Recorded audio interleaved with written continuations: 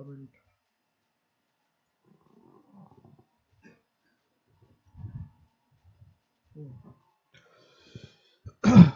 देख लीजिए, आराम से बना लीजिए।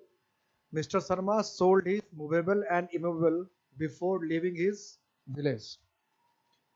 The passengers are requested to carry their belonging and edible with them.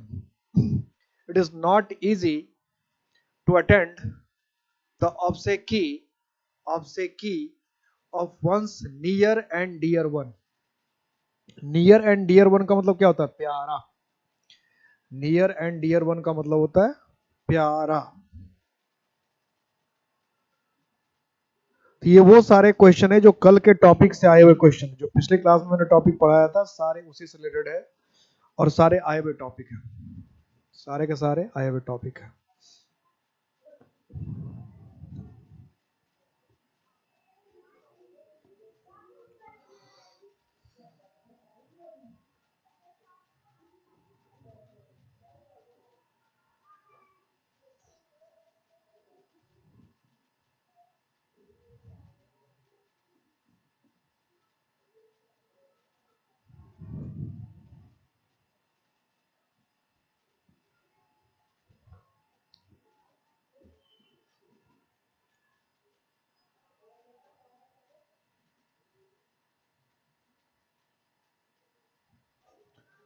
आया जवाब?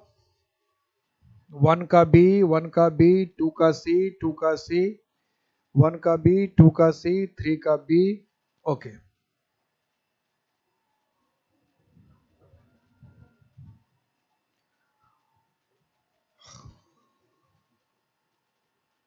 अब क्लियर है सबको? तो 1 का कह रहा है बी, वेरी गुड। 1 का बी में क्या होगा?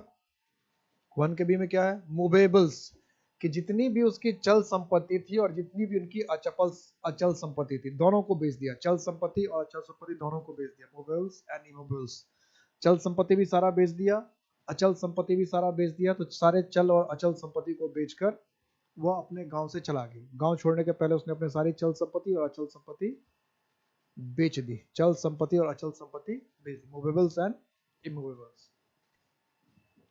The passengers are requested to carry, कि अपना अपना क्या, कि अपना बिलोंगिंग का मतलब क्या हुआ? कि सबके जो अपने अपने निजी सामान है, बिलोंगिंग्स, कि अपना बैग है, बैगेज है, जो भी चीज है, तो वो सारा बिलोंगिंग्स, कि जो उसकी अपनी निजी संपत्ति चीजें हैं वो भी ले जाए। एंड एडिबल्स, कि उनके पास जो खाने पीने के सामान दिया गया होगा, एडिबल थिंग्स, वो भी ले जाए। अपने जो मतलब उनके पास जो सामान हो, उनका पर्सनल सामान हो, चाहे उनके खाने पीने का सामान हो। तो यहाँ बिलोंगिंग कहने का मतलब क्या? Belonging things belonging to him, और एडिबल कहने का मतलब एडिबल्स है, सारा अपना ले जाए। Belongings and edibles. और it is not easy to attend the obsequies of one's near and dear one. तो कहता है किसी के जो अपना प्यारा होता है, अपना जो प्यारा है, उसके दाह संस्कार को अटेंड करना या उसके दाह संस्कार में शामिल होना। अटेंड का मतलब यहाँ पे क्या है? शामिल होना। कि जो भी हमारा अपना प्यारा है, नजदीकी है, करीबी है, उसके दाह संस्कार में शामिल होना आसान नहीं होता। उसके दाह संस्कार में शामिल होना आसान नहीं होता। तो हम क्या लिखेंगे? ऑब्सेकी की जगह पे क्या लिखेंगे? ऑब्सेकीज। ऑब्सेकीज ये लिखवाया था ना, ऑब्सेकीज मतलब क्या? दाह संस्कार। ऑब्सेकीज, दाह संस्कार, ठीक है। ऑब्सेकीज बी हो गया, 3 का बी। इसमें एबीसी नहीं लिखा था क्या? लिखा तो था, इधर ए लिखना शायद छूट गया था। ए बी उधर है, सी इधर है, डी। क्लियर है? तो जो भी 30-35 वर्ड्स मैंने लिखाया था, अब मतलब 2 तरह के ग्रुप में बांट के मैंने आपको नाउन लिखाया था। कि कुछ ऐसे नाउन है जो एस के साथ हमेशा सिंगुलर ही होते हैं, उसको भी याद कर लीजिएगा। सब्जेक्ट है, डिजीज है, स्पोर्ट्स गेम है, और 5-6 वर्ड्स है, इनिंग्स वगैरह करके। और कुछ ऐसे नाउन है जो एस के साथ है और हमेशा प्लूरल ही होता है। इंस्ट्रूमेंट्स का नाम है, ड्रेसेस हैविंग 2 पार्ट्स है, सम पार्ट्स ऑफ बॉडी है, और 35 एक्स्ट्रा वर्ड है। ये सारे जो वर्ड मिलाकर है 50-50, इन सबको ध्यान रखिएगा। इससे बार बार क्वेश्चन पूछेगा, बार बार। और कभी कभी तो वन वर्ड ऑप्शन में क्वेश्चन आएगा, कभी सिनोनिम्स में क्वेश्चन आएगा, और कभी कभी स्पेलिंग करेक्शन में भी क्वेश्चन आएगा। तो ये बहुत इंपॉर्टेंट टॉपिक है। अब हम लोग बात करते हैं कुछ ऐसे नाउन है इंग्लिश में, जैसे नॉर्मली बात तो ये होती है, कोई भी नाउन अगर प्लूरल हुआ, कोई भी नाउन अगर प्लूरल किया, तो उसमें एस और एस लगना चाहिए। नॉर्मल बात यही है। लेकिन आपको पता होना चाहिए कि कुछ इंग्लिश में ऐसे भी नाउन्स हैं जो सिंगुलर और प्लूरल में एक जैसे फॉर्म रखते हैं। और ऐसे नाउन में क्या करेगा, एस लगा के पूछ देगा, क्योंकि सिंगुलर में तो सेम फॉर्म है, तो सिंगुलर में पूछने से कुछ फायदा है नहीं, तो जानबूझकर प्लूरल बनाएगा और प्लूरल में एस लगा के पूछ देगा। तो कुछ ऐसे नाउन्स हैं इंग्लिश में, चाहे सिंगुलर फॉर्म हो चाहे प्लूरल फॉर्म हो, उसमें एस नहीं लगाना है। और एग्जाम में क्या करेगा कि जानबूझकर प्लूरल फॉर्म में पूछेगा और एस लगा के पूछेगा। तो कौन कौन से ऐसे नाउन है, जरा इसको देखते हैं। There are some nouns, there are some nouns, there are some nouns that have the same form in the singular and in the plural form. There are some nouns that have the same form in the singular and in the plural form. The verb or the adjective shows whether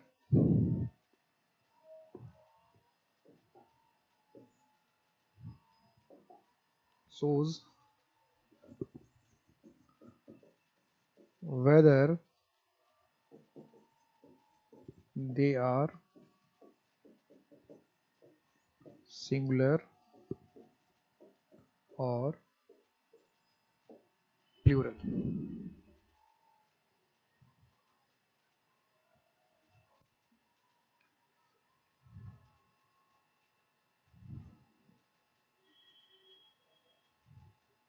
The verb or the adjective shows whether they are singular or plural.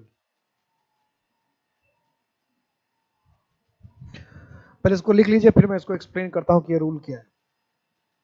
पहले लिखिए फिर मैं explain. There are, पढ़ दूं, there are some nouns, there are some some nouns that have the same form in the singular and in the plural form. The verb or the adjective shows whether they are singular or plural. The verb or the adjective shows whether they are singular or plural. The verb or the adjective shows whether they are singular or plural.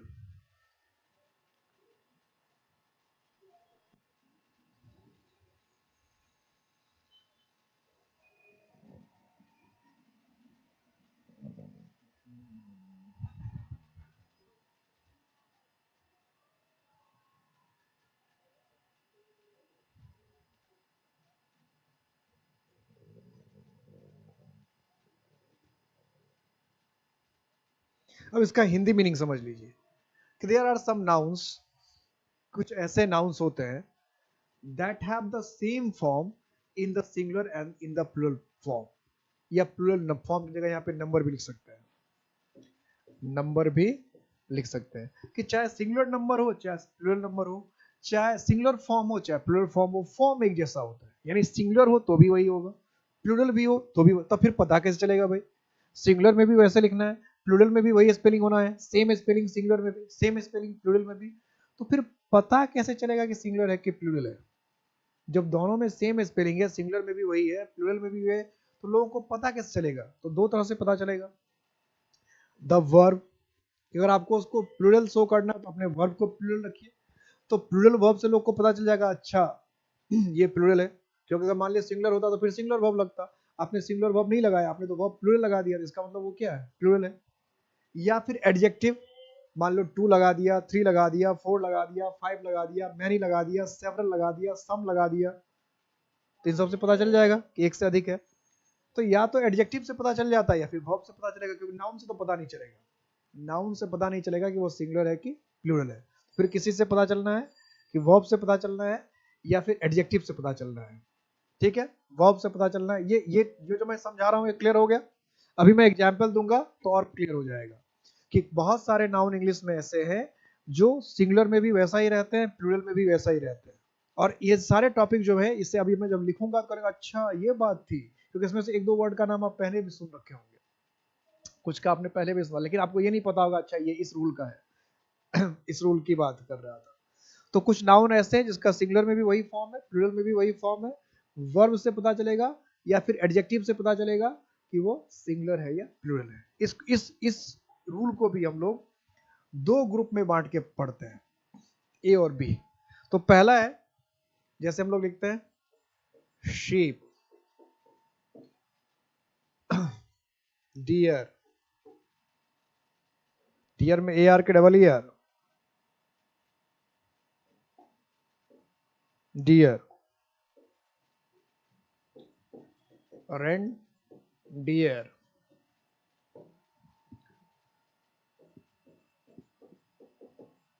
herring, salmon, cod, trout, fish, apparatus, series, species। ये singular plural में एक जैसा form होता है। Evidence, जैसा singular में वैसा ही form plural में, जैसा ही फॉर्म सिंगुलर में बिल्कुल वैसा ही फॉर्म प्लूरल में भी, सिंगुलर में भी वही फॉर्म प्लूरल में भी वही। तो sheep, deer, reindeer, herring, salmon, cod, trout, fish. अब इसको ध्यान रखना है, इस वर्ड को, ज्यादा वर्ड तो है नहीं। अब इसका मीनिंग लिख लेते हैं पहले। अब ज्यादा वर्ड नहीं है इसलिए इसको ध्यान रखना आसान है। Sheep, deer, reindeer, herring, salmon. Sheep का मतलब पता ही आपको, भेड़। डियर जो है हिरन। रेंडियर बारहसिंगा, बारहसिंगा नाम सुना है, जिसके कई मेरे टेढ़े मेढ़े से कई सिंग होते हैं, उसको बारहसिंगा कहते हैं। हैर, ये जो है हैरिंग, सालमोन और कॉड। इसमें सालमन और कॉड तो कई बार पूछे, और ट्रॉट भी। तो ये सालमन, कॉड, ट्रॉट, ये जो वर्ड है ये सारे फिश ही है, सारे मछली के नाम है। जैसे शीप, डियर, रेंडियर जानवर के नाम है, इस तरह से हैरिंग, सालमन, कॉड और ट्राउट, हैरिंग, सालमन, कॉड और ट्राउट ये मछली के नाम है, मछली के नाम है। तो ये चार मछली के नाम ऐसे हैं जो हैरिंग, सालमन, कॉड, ट्राउट जो प्लूरल नहीं होते। फिश, मछली भी एक ऐसा वर्ड है जो प्लूरल नहीं होता है। फिश को नॉर्मली फिशेस नहीं लिखते हैं, फिश को फिश ही लिखते हैं। उसके बाद एपरेटस है, एपरेटस को भी प्लूरल नहीं करते। ये तो कई बार एग्जाम में आया हुआ है। ये ये ये ये कई बार प्रीवियस ईयर क्वेश्चन देखेंगे, और आया तो वैसे सब है। अगर सारे एग्जाम की बात करने लगेंगे आप, सारे जितने भी ऑब्जेक्टिव एग्जाम होते हैं, फिर सारे एग्जाम सारे पूछे हुए। किसी वर्ड में किसी एग्जाम में कुछ और पूछा है, किसी एग्जाम में और पूछा है, इसमें से सारे के सारे। जैसे एग्जाम्पल लिखते हैं, हमने लिख दिया there are 10 ships in the field, या इन द कुछ भी लिख दिया, in the ground.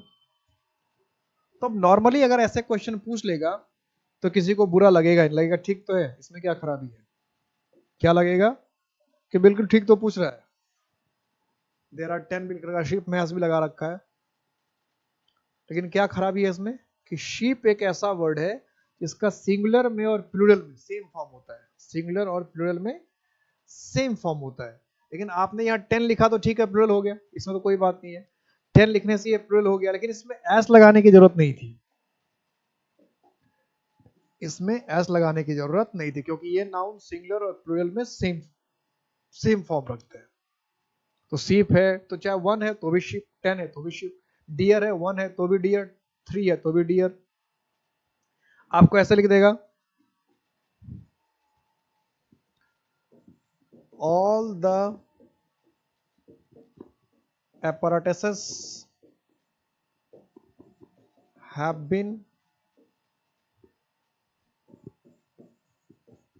properly checked before the launch before the launch of the spacecraft.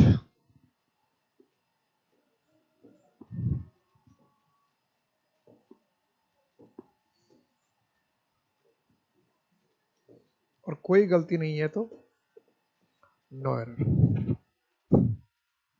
और कोई गलती नहीं है तो no error. All the apparatuses have been properly checked before the launch of the spacecraft.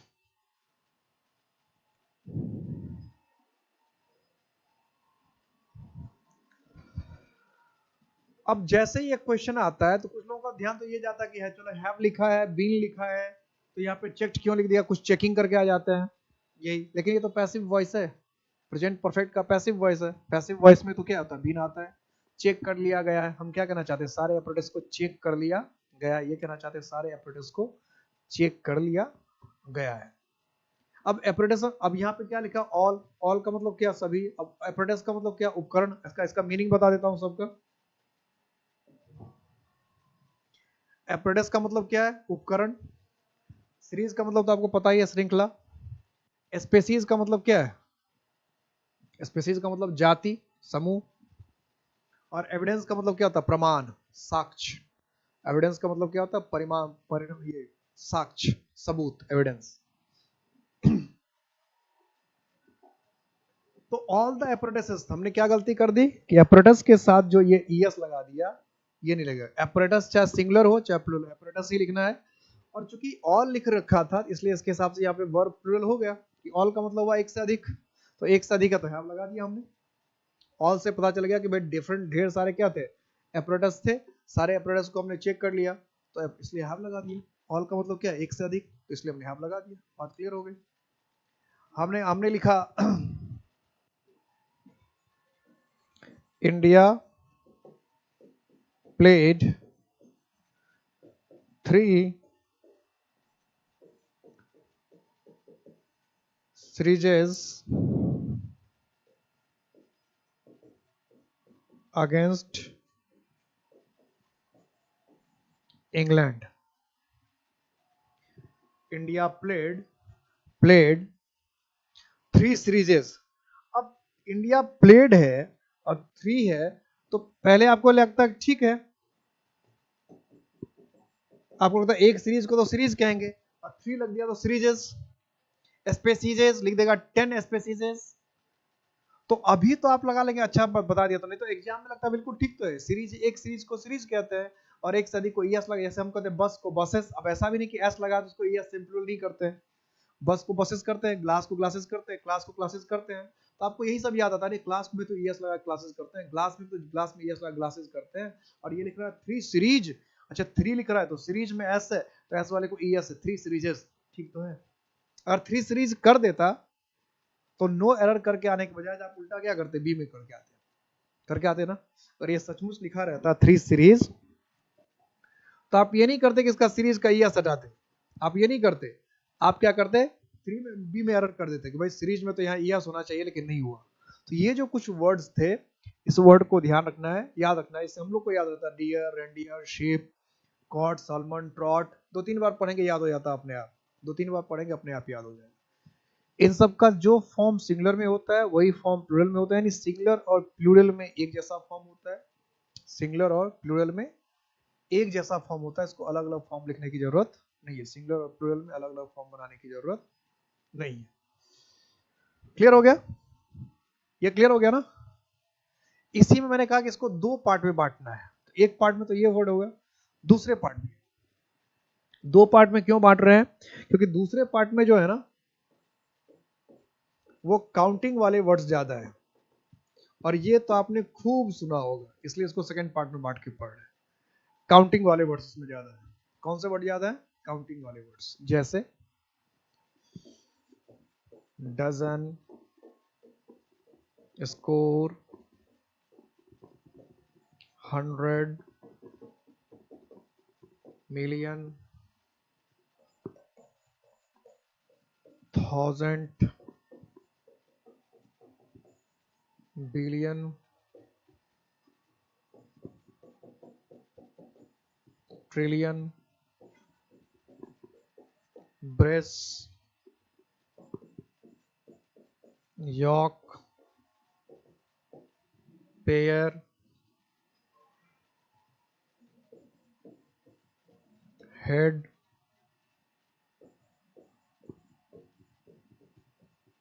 100, weight, stone,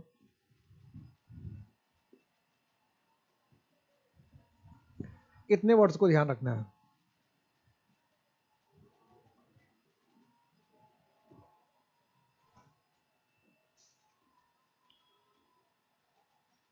इसमें ये सब word तो आपने कई बार सुना होगा, आपको ध्यान में नहीं रखा था रूल क्या था, और इसके रूल को थोड़ा सा ठीक समझना है। इसमें कई वर्ड ऐसे भी है जो आपको सिनोनिम्स में पूछता है, सिनोनिम्स में पूछता है, कई वर्ड ऐसे भी है सिनोनिम्स में आया हुआ है, वन वर्ड ऑप्शन में आया हुआ वर्ड भी है इसमें कई।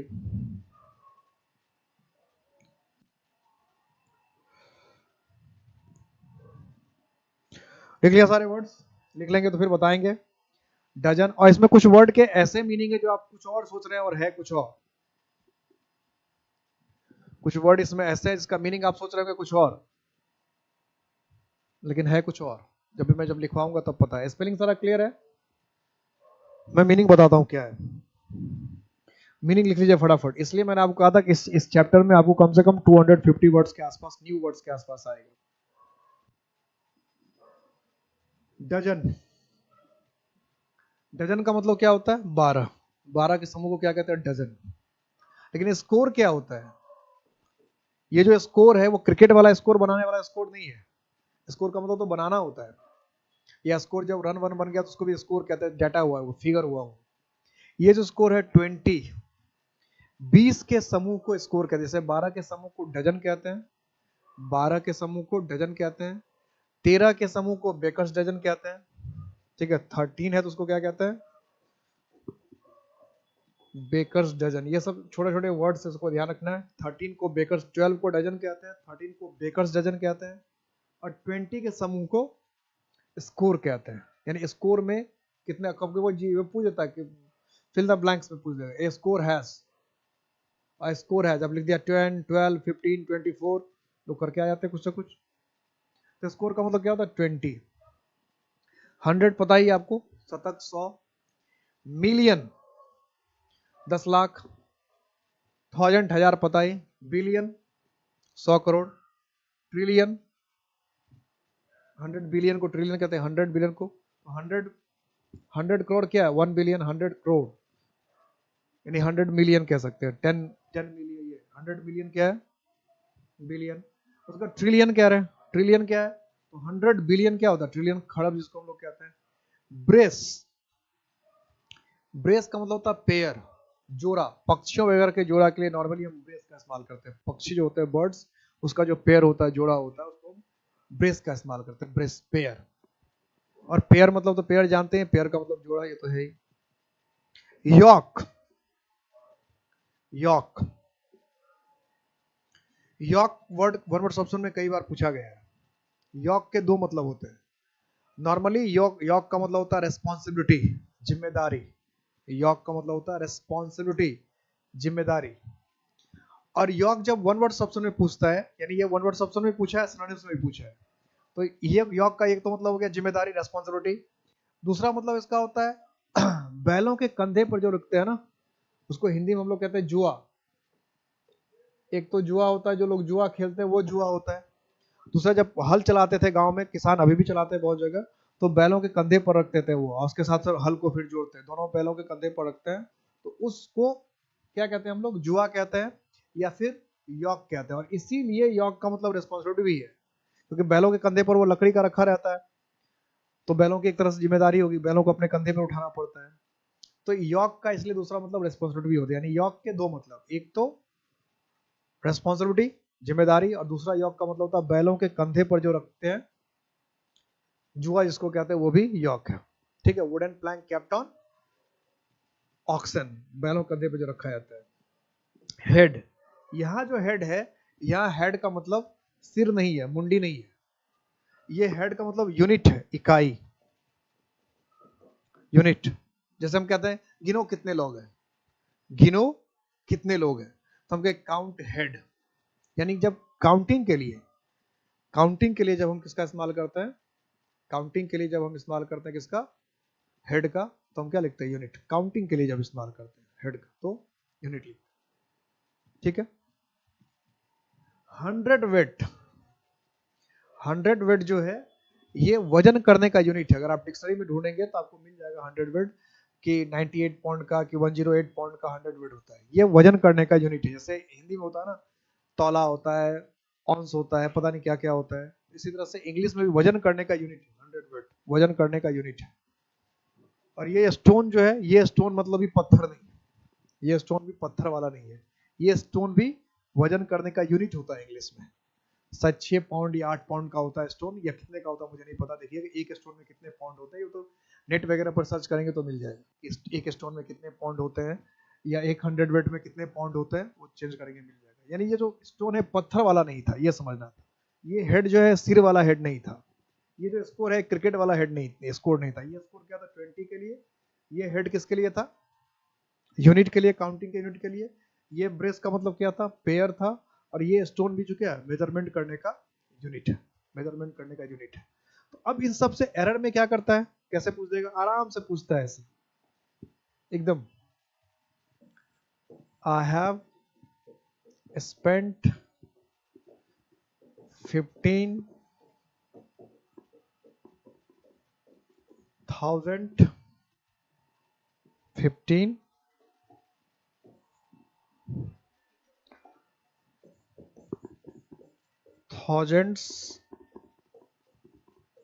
रुपीज,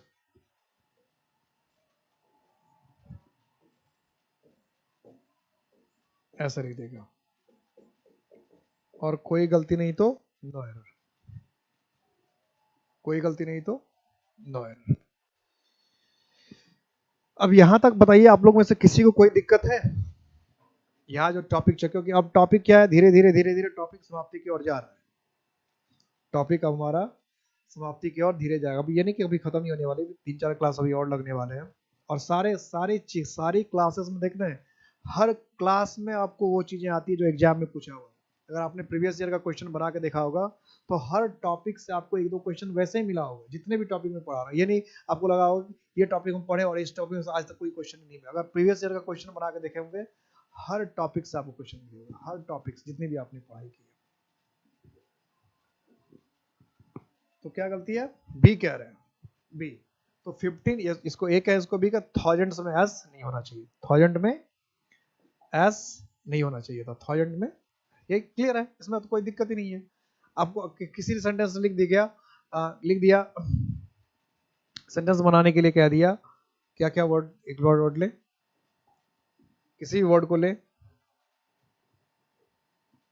कैसे लिख देगा,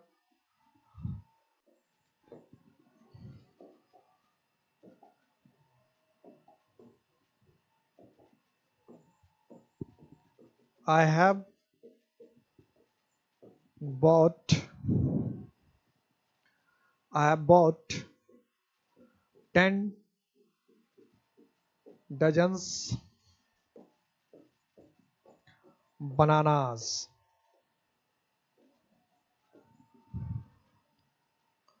10 dozen bananas, A B C, और इसको कर दिया डी, और इधर कर दिया नो एरर, ई में कर दिया। कभी कभी ऐसा भी करते हैं, या मान लो ऐसे कर दिया, आई हैव बॉट, ए में कर दिया, 10 डजन को बी में कर दिया, और बनानाज को सी में कर दिया, और नो एरर को डी में कर दिया, ऐसे भी कर सकते हैं।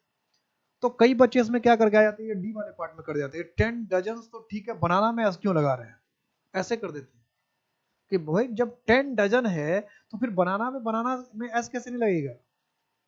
10 डजन का मतलब हुआ 120, 120, तो 120 बनाना होगा तो प्लुरल नहीं होगा, काउंटेबल नाउन होगा तो प्लुरल नहीं होगा। काउंटेबल नाउन में से कुछ ही नाउन ऐसे हैं जो प्लूरल नहीं होते, जिसको आपको लिख दिया, ऐसा नहीं कि सही है, और ये एक्सेप्शन है, ये भी समझना है। ये जो हम लोग पढ़ रहे हैं ये रूल, सबसे इंपॉर्टेंट है ये समझना कि ये एक्सेप्शन है, क्योंकि रूल ये कहता है कि जो नाउन एक से अधिक होगा उसको प्लूरल बनना चाहिए, लेकिन इंग्लिश में कुछ नाउन ऐसे हैं जो एक से अधिक होने पे प्लूरल नहीं बनते हैं, तो ये एक्सेप्शन है उस रूल का, कॉमन नाउन का एक्सेप्शन है, इसलिए दोनों रूल को मैं इसलिए मिला के समझा रहा हूँ। और ये जब नंबर चैप्टर मैंने कहा था तो बता दिया था, ये इंग्लिश का बेसिक रूल है कि जो चीज एक से अधिक होता है उसको प्लूरल होना चाहिए, लेकिन इसके कुछ एक्सेप्शंस भी है।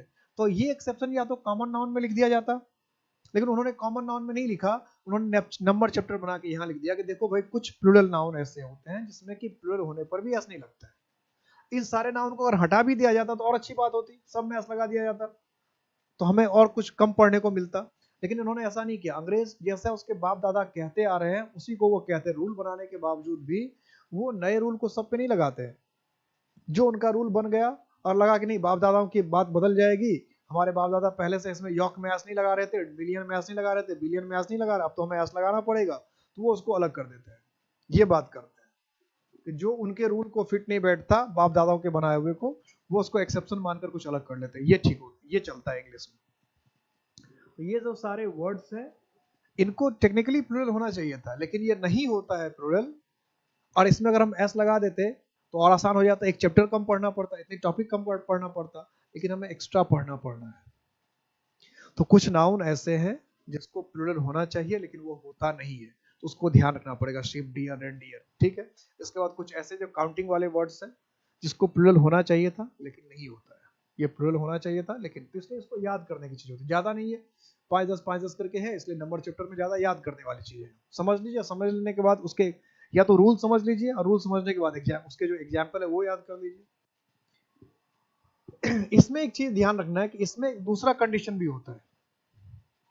ये जो आपने लिखा है ये है फिक्स नंबर के साथ, फिक्स नंबर है तो इसको आपने नो प्लूरल, इसको प्लूरल नहीं बनाया। ये भी ध्यान रखिए, ये जो वर्ड था इसके सिर्फ इसकी बात हो रही है, बी वाले की बात हो रही है, शिप, डियर, रेंडियर की बात नहीं हो रही है। ये कहीं से कहीं लोग भाग जाते हैं। शिप, डियर, रेंडियर में फिक्स है कि नहीं फिक्स है, अगर वो एक से अधिक है तो भी, और एक है तो भी उसमें एस नहीं लगाना है, लेकिन ये इसलिए इसको बी करके पढ़ रखे। बी वाला पार्ट जो है इसमें दो कंडीशन है कि अगर ये फिक्स नंबर बता रहा है, फिक्स नंबर बता रहा है, तो बी में एक कंडीशन ये लिखा कि फिक्स नंबर बता रहा था तो इसमें एस और एस नहीं लगा, नो प्लूरल, नो प्लूरल। अगर फिक्स नंबर बता रहा नो प्लूरल विथ एस, कि एस के साथ इसको प्लूरल नहीं बनाना, जैसे 10, 20, 50, 100, 700, 1000 फिक्स नंबर बता रहे हैं तब नहीं लगता है। यानी इसी में दूसरा रूल भी है कि अगर ये इंडेफिनिट नंबर बताए, इंडेफिनिट नंबर बताए, not a fix number, not a fix number, एक फिक्स नंबर नहीं बताए तो मेड प्लूरल विथ एस या ई एस, जैसे बने, क्योंकि कुछ एस से बनेगा, कुछ ई एस से बनेगा। यस सर, कोई दिक्कत नहीं, बहुत अच्छा, फैंटास्टिक। तो अगर ये इंडेफिनिट नंबर को बताता है तब, या नॉट अ फिक्स नंबर यानी कोई फिक्स नंबर को नहीं बताता है, सिर्फ काउंटिंग के वर्ड्स की बात हो रही है, तो इसको हम एस और एस से प्लूरल बना सकते हैं। मतलब काउंटिंग वाले नंबर पे दो बात है, सिर्फ डियर एंड डियर पर एक ही बात है कि चाहे वो कुछ भी कंडीशन उसमें एस नहीं लगाना, लेकिन काउंटिंग वाले में दो बात है, अगर फिक्स एग्जैक्ट नंबर बता रहे तब प्लूरल नहीं बनाना है, लेकिन फिक्स नंबर नहीं बता रहे तो प्लूरल बन भी जाएगा। जैसे हमने कहा I have read dozens of books on English grammar, कि मैंने तो भाई इंग्लिश ग्रामर पर दर्जनों किताबें पढ़ी है, मैंने तो इंग्लिश ग्रामर में दर्जनों किताब पढ़ी है, इंग्लिश ग्रामर पे मैंने दर्जनों किताब पढ़ी है। I have read dozen of, अब इस सेंटेंस से साफ साफ पता चल रहा है कि आपने कई दर्जन पढ़ा है, या तो आप 8 डजन लिखिए, अगर मान लीजिए एक ही दर्जन पढ़ा दिया तो 8 डजन लिख दीजिए, और नहीं अगर आपने कई दर्जन पढ़ा है तो आप डजन लिखिए। अगर एक नहीं आपको कहना चाहते कि मैंने कई दर्जन किताब पढ़ी है तो क्या लिखिए, डजन लिखिए। अगर आपने कई दर्जन किताब पढ़ रही तो डजन्स लिखिए, नहीं तो अगर आपने एक पढ़ा तो लेकिन दोनों कंडीशन में गलत तो ये हुआ, दोनों कंडीशन में गलत तो हुआ। मान ली अगर आपको एक ही कहना था तो एक क्यों नहीं लिखा, एक ही कहना तो एक लिखना। और ये ध्यान रखिएगा कि 100 और 1000 इन सब के साथ 1 और ए में से अगर कोई लिखना हो, 1 और ए में से, तो ए कभी कभी एग्जाम में आता है 1 भी दिया रहता है, ए लिखा, तो ए ज्यादा प्रीफर किया जाता है। ए 100 100 नहीं, ए 1000 1000 नहीं, ए प्रीफर किया जाता है, ए 100 या ए 1000। ग्रामर कहता है कि 100 और 1000 के साथ ए लगाइए, ना कि 1 लगाइए, ये ध्यान रखिएगा, बहुत इंपॉर्टेंट। कई बार ये फिल करने के लिए आता है क्वेश्चंस में कि 1000 के साथ या फिर 100 के साथ ए लगाना ज्यादा ग्रामेटिकल सही है ग्रामर के हिसाब से, 1 से बेहतर, यानी 100 या 1000 से ज्यादा बेहतर है ए 100 या ए 1000, कभी भी आ जाएगा। और लोग 1 1 करके ए और बी के लिखा रहता है, 1 भी लिखा रहता है, तो 100 और 1000 के साथ लोग क्या करके आ जाते हैं, 1 करके आ जाते हैं। लेकिन ये लिख लीजिएगा अलग से, 100 और 1000 के साथ 1 से ज्यादा बेहतर क्या है, ए 100 या ए 1000, ए 100 या फिर ए 1000। तो आपको लिखना I have read dozen of books, तो ये गलत हो गया, या तो ए डजन या डजन। हमने कहा million of people have attended the rally, कि million of people have attended the rally, million of people have attended the rally, तो गलत हो गया ये। यहां से क्लियर नहीं पता चल रहा कितने, तो क्लियर पता जब नहीं चल रहा है कितने, तो हमें क्या लिखना चाहिए था, मिलियंस ऑफ। और यहां ये भी देख रहिएगा कि जब इंडेफिनिट नंबर बताते तो ऑफ का भी यूज करना अच्छा माना जाता है, इंडेफिनिट नंबर के साथ ऑफ का यूज भी अच्छा माना जाता है। अगर डेफिनिट नंबर होता तो ऑफ नहीं आता है, 10,000 यानी कि 10,000 ऑफ बुक नहीं, डेफिनिट नंबर के साथ ऑफ नहीं। लेकिन इनडेफिनिट नंबर अगर होता है तो उसके साथ ऑफ भी यूज करना है, thousands of books, dozens of books, millions of books, millions of people, billions of people, billions of rupees, trillions of rupees. तो अगर इनडेफिनिट नंबर है तो ऑफ भी ज्यादा, यानी एस भी लगाना और ऑफ भी लगाना होता है, एस के साथ साथ ऑफ भी यूज करना बेहतर माना जाता है इनडेफिनिट नंबर के साथ, ठीक है।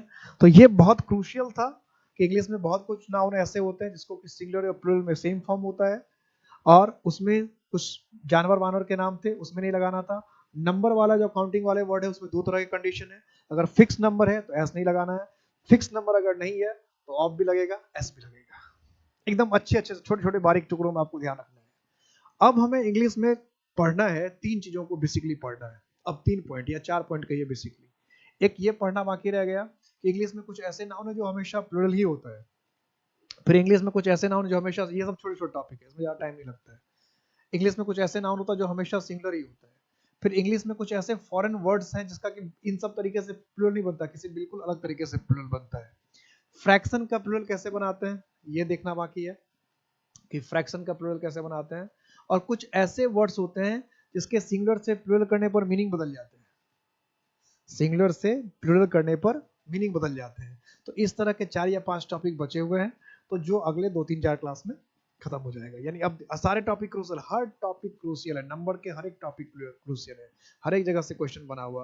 और तो जब मैं बता देता हूँ तो आपको खुद समझ में आ जाता है। देखने आज का समझ में आ गया ना कि इसे कितनी बार क्वेश्चन पढ़ा था, भले रूल आपको नहीं पता था लेकिन कितनी बार क्वेश्चन आ रहा था, अब क्लियर होगा। ऐसे ही अभी 4-5 टॉपिक इसमें और है, उसके बाद ये सारा क्लियर हो जाएगा। ठीक, मिलते हैं हम लोग नेक्स्ट क्लास में कल 6:15 में। अपना ख्याल रखिएगा। जय हिंद।